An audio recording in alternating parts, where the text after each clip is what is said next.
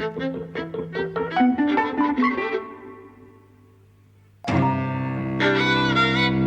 and welcome to Eavesdropping at the Movies. I'm Mike. And I'm José. And we've just come back from the Mac where we've seen Long Day's Journey into Night, the English title of a Chinese film, directed by Bai Gan, or Bi Gan, I don't know how you pronounce his name. Well, I kind of struggled after a while, although I really liked how it opened. I really liked the first hour or so. It's just roughly a 2-hour film, 2 hours and a bit, and it's really in two big sections. There's a really kind of film noirish back and forth between the present day and a kind of youthful past going on in the first half of the film, and then the second half goes off into this long take, literally a long take of 59 minutes, moving through a dreamlike sort of other world. Well, not another world, because it's sort of realistic, but it's also not, and I started to really struggle with that. But early on, when it's about a young guy who's in love with this girl and he has a kind of tumultuous affair with her, and then the present day older version of him looking back trying to track her down, I thought there was some beautiful stuff in there. There was something that was absolutely beautifully shot and lit. It's gorgeous. I mean, it's one of my films of the year. Okay. You know, and I don't know if I made it clear to you, but this is my second time seeing it. I didn't know that, no. Yeah, so I had seen it in Madrid. Oh, right.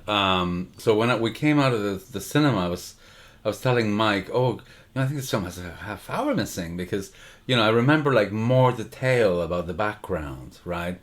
And again, I'm obviously remembering incorrectly, but I remember more action in the end of the film. I have this memory of him using the gun, which actually, viewing it this time, he clearly didn't, right? Yeah, I mean, he clearly couldn't have either. Like, it is one take. Yeah.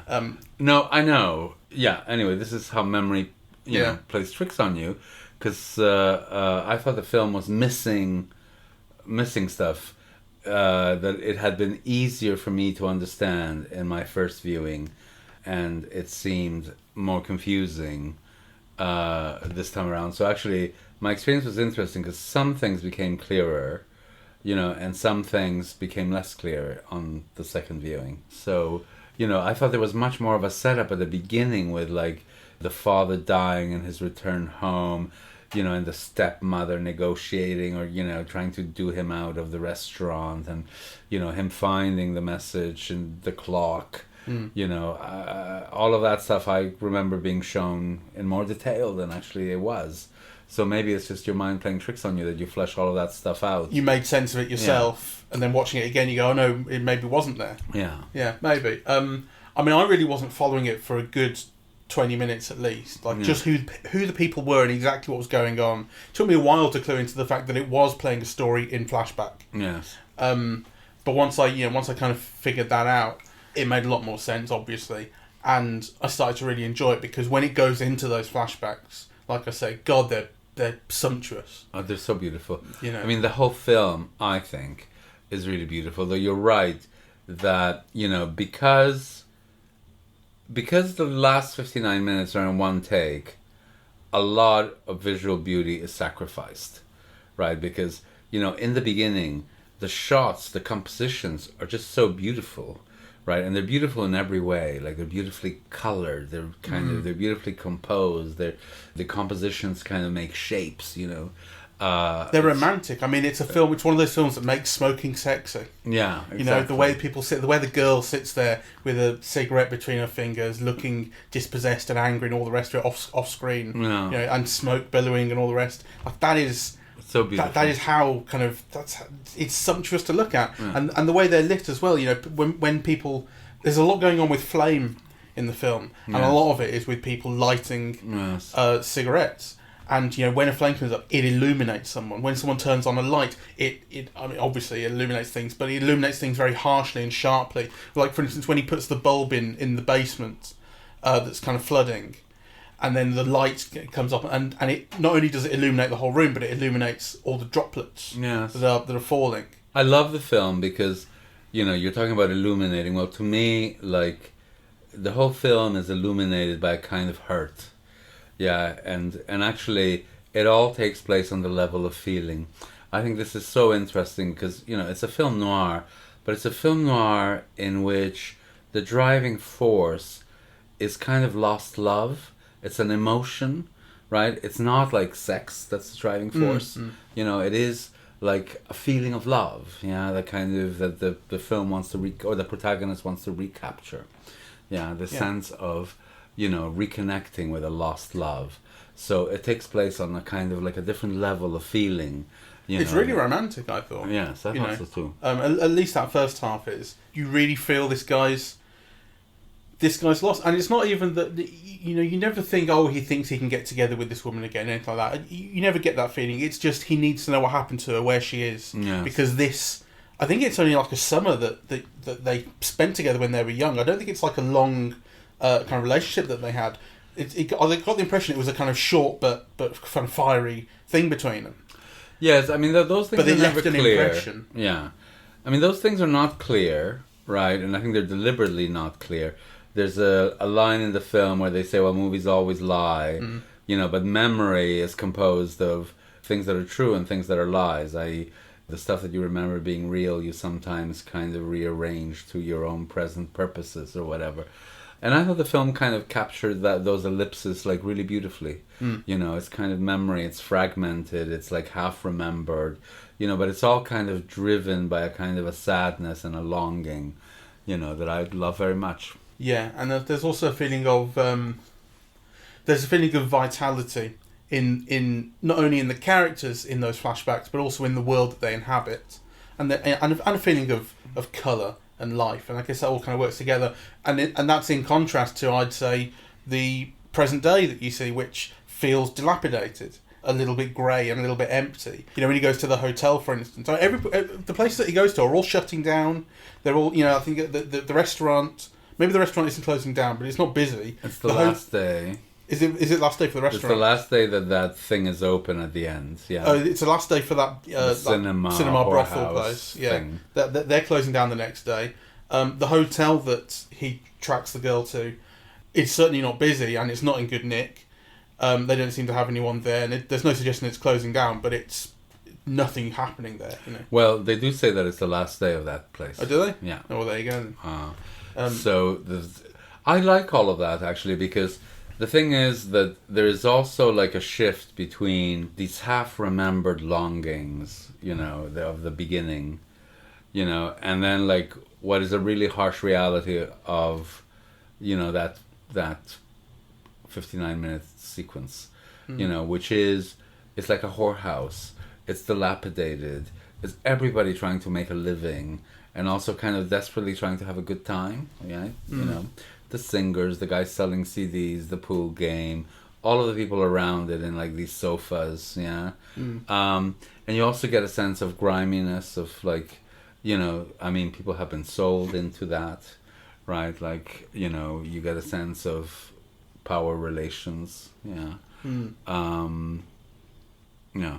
So what do you think we're supposed to make of that last sequence then? Because there is a real dreamlike aspect to it, as well as the single take, the camera roving throughout this town. In some really kind of, a lot of the time you're actually spending, or at least I find I was spending, going, God, how did they get this shot? You know, how did they do it? Because to some degree, actually, what is happening is less interesting than the fact that it is happening all in one go. But it contributes to a kind of dreamlike feeling, and I suppose having a kind of carnival party type thing contributes to that as well. But also the fact that actors from the first half of the film show up in other roles here, repeated. Perhaps most of all the girl, who your main character, who is the same, recognises, and she says, "No, I'm not the girl you're looking for, whoever she is." Yes. You know, so. But it's never certain whether they are or they aren't. Yeah, that's true. But I mean, I also really... So I have mixed feelings about the last 59 minutes, right? Because, you know, on the one hand, with all of these long take things, I find, A, that they're show-offy, right? And B, that they're not worth it, because all you end up seeing for large chunks of the whole sequence is somebody's back. Like, I hate these long shots where you're just following somebody's back, right? Like, I think it's kind of such a waste of what cinema can offer. Unless, you know, that process of, you know, walking, like, is meaning something. Which I think in this case, actually, It is a little bit, yeah. So at the end, when he takes the old woman's watch and he goes up the steps to bring it, you really get a sense of the tiredness, the weariness. Yeah, it's been a long night. Yeah, and so actually the going up the steps and all you see is his back, and then actually all you see is his feet. Yeah, it goes down. You see his legs, and then you do get a sense of that tiredness and weariness and so on. So I think there are aspects in which that does work. Yeah, to keep maintaining in the long take, but there are others in which I think it just doesn't. Yeah, that it would have been much more effective and efficient to have just cut, right? Yeah. But on the other hand, because you have the unity of time and space, through the long shot, then it renders other things kind of quite extraordinary. So the symbolic and magical. So on the one hand, one is meant to be like fragmented, like memory. The other one is meant to be like the realism conveyed through the unity of time and space. And on the other hand, that time and space, which is quite harsh, it is a whorehouse, and people are for sale, and some of them have been sold into that. But nonetheless, it contains magic, doesn't it? The swirling of the... Yes, the spinning of the ping pong paddle, and then we'll be able to fly, and then they do fly. Yes, and we don't see that, but the camera flies. Yes. Yeah. So it's there's room for kindness. The stuff with the young boy, right, helping out. Yeah, it's a world with an element of kindness and magic, as well as exploitation and violence and power relations. Yeah, I mean, I must say that wasn't really my reading. I mean, my reading was more that what you see of it becoming a whorehouse and a place where you can pick up prostitutes in the first half of the film is what that place would have become. It's not necessarily like, obviously you go to this party at the end and you can get laid, but it didn't occur to me that was like it was as seedy as you're suggesting. Well, I could be wrong, but that was my reading. Sure. Yeah. I took it to be more of just a kind of carnival, more of a party. You see, well, I didn't, because, if you remember, like, when the old lady who could be his mother, when she comes out with the torch, right, they say, oh, that crazy woman again, and then when she goes out, she's locked in. Yes. Right? So there's a sense in which these people are locked in to this, yeah. But that also, and that's why I also started to lose patience with the end, because I just thought, like, A, nothing's happening, and B, when something is happening, it's making no sense to me. To the point where I was just going, please stop now, actually. Okay. Like, please stop, because I don't care if you don't wrap anything up. I just need it to end. It was getting quite hard to watch. I loved it. I mean, I did, though, actually, it was so interesting reading, about that internet frenzy, and they say anybody who likes this is, what do they call it, phony something. Pretentious film, fake film, something like that. Yeah. Because what we're talking about there is, because we were just looking this up, the film was marketed as like a romantic sort of event film. Yeah, which is clearly not. And a date movie for New Year, because it was released on December 31st, like a New Year's date thing. So it pre-sold loads and loads of tickets, and then people saw it and went, I don't get this. What's going on? And anybody who says they get it is a phony. Yeah, apparently there was a hashtag on social media, can't understand long day's journey into night. Yes. Yeah. So the film opened on December 31st, a good event to celebrate the new year. A lot of people went to see the film without knowing that this is an art house film. This resulted in a major backlash as the internet complained against the film, as well as calling the ones who appreciated, like me, Jia Wenyi, phony artistic. So I am being phony artistic, but I really loved it. It's not phony, but it's but I really tried my patience towards the end. Whereas, like I say, when it was, I don't want to use the phrase more conventional, because that first half of the film is playing with your perceptions. Okay, so it's not doing this long take thing, and it's not starting to mirror these characters and make analogies as much, or make kind of visual sort of metaphor, like the thing with the apples and things like that. That's what's going on in the second half. In the first half, there's a lot less of that, or at least it's setting up what you're going to see again in the second half. But in the first half, it's not devoid of long takes. It's got its long takes, and a couple of them I thought were really beautiful. There's that one with the rain in the car when he's oh yes, that's lovely. kind of following her, and there's rain coming down on the windscreen, and the camera turns left, and the camera starts following her, and he's talking to her. I mean, there's just some wonderful things going on, and that feels like that is a really justified long take. It feels, you know, it doesn't feel like. I mean, I love how it's visually designed with layers of obscuring your vision with the rain on the windscreen. It's beautiful, you know, because it's allowed to do that. It's allowed to just ruin what you can see until you're just seeing a couple of lights kind of badly filtered, and then when he starts following her, you know, again, you can't see her that clearly, but you know it's a figure of a woman in this green dress, and then the windscreen wipers come on, you can see her clearly, and it's like it feels like a fresh and a new. Yes, it was beautiful to look at. I loved all of that, and I loved, you know, the setting it up. You know, the mother being a criminal who stole a book, and the thing is that the book was only half read, and you know, and the way that then is picked up in the second half of the film, really, yeah, so that, you know, phrases, words, things kind of reappear but in different forms. So, you know, when she in the first part tells him, you know, I will go with you or something like that if you find me a wild pomelo, yeah, like the grapefruit. You know, well, actually, you realize later on that the wild grapefruit is really like a slot machine, or the name reoccurs again as a slot machine. You know, so kind of, you know, there are all these continuities that are built between all of those elements, but whose signification is not locked in rigidly. That it still remains open. Yeah, you know, the person who might be the mother, like, might also not be. And there's this wildcat who is like an old criminal friend. Yes, I think, and I think she might be supposed to be Wildcat's mother. Yes, that might, well, there's the impression I got at least. But right, it might be. Nothing is too locked down, as you say. But I did prefer it when it was a little more grounded, a little more concrete. I think the first half is just so visually dazzling. It's so beautiful. It's so entrancing that actually the long shot at the end feels disappointing. You know, and I actually do think that filmmakers better wise up. You know, doing a long shot is not a big deal in, you know, the current moment. It really isn't.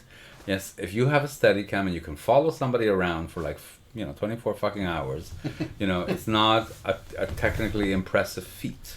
I think that's being a little harsh. It is technically impressive, but I just think it's to no great end. I don't think.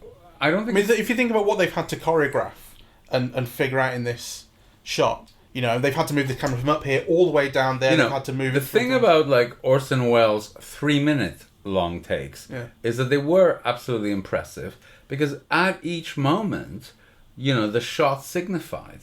Right? Well, this is what I'm saying too. It technically is very impressive, but I don't think it adds up to anything. I don't think every moment counts in it, which is a problem. Well, for me, if it doesn't count, it's not impressive. You know, but yeah, that's I mean, different. I could make a 59-minute long shot. You know, it'll probably be full of dead time. You know, but it'll be 15 minutes long. Yeah, no, I'm just trying to clarify the difference I think there is between technically impressive, which I think is because there's a lot of choreography that's had to go into the shot. I get that. And cinematic impressive,ness, which there is a lot less of. Yeah. And it doesn't feel justified really. Yeah. And I was kind of starting to lose patience. I wasn't kind of. I really was losing patience. Yeah, I felt you moving around in your seat. You were not being phony, artistic. I didn't need to be. I wasn't trying to I wasn't trying to point out what a bad time I was having. I was.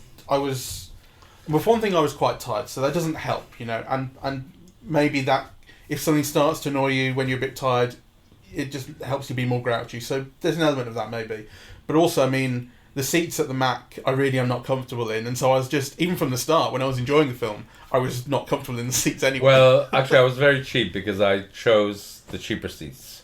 We could have moved. Yeah, I thought about it, but I didn't want you to be all like, "Oh, why are you moving?" Yeah, I normally don't like moving because I figure, you know, I've paid for my seats and I don't want anyone to budge me, right? Yeah. Like, you know, that's the only reason I sit in those seats at the front. I know you don't like it because it's too close to the screen, but it's just because that's where there's leg room. Yes, well, you know, I'll consider that next time. Anyway, I saw it twice, and to be honest, I wouldn't mind seeing it again. Oh, really? I mean, yeah, I do think that it's a film that you have to see on a big screen. I mean, I would find it intolerable watching it, you know, on television. I mean, like right now, I think my concentration is so bad that I have problem watching 90-minute films, without pausing or going to the kitchen or having a coffee or, checking my Facebook or whatever. So the idea of watching like a slow film like this, on a screen, I can't imagine it. But actually, I did find it entrancing, There were elements of kind of portraiture in it that reminded me of If Beale Street Could Talk. In just kind of visually, some elements of the way people are looked at by the camera, the way people are seen. That, it doesn't have that Barry Jenkins thing of looking at people straight on, which I think is something wonderful that he does. He really confronts you with people's faces. But there were, I don't know, it seemed to share a kind of sensitivity that film had. Yeah. Like a sensitivity in looking at people, and you can feel who people are just by the way they're dressed and sat and lit and composed and all the rest of it. That this has. I mean, there is a real, in that first half, there is a really wonderfully, beautifully artistic eye to the compositions. Oh, I agree. I mean, I think it's dazzling, actually. Yeah. It's dazzling and evocative and expressive and beautiful. It is, entirely entrancing. Actually, I think the film is worth seeing just for that alone. Anything further for you? I feel a bit lost. I think I've been phony artistic enough. I think there is stuff to dig into in the links and the motifs that recur between the first and second halves. That's why I'd like to see it again. Because actually I did find it entrancing, but I also feel I haven't figured it out yet. Yeah, and I want to. I'm not sure that I do. That's the problem. But which is not really the right attitude.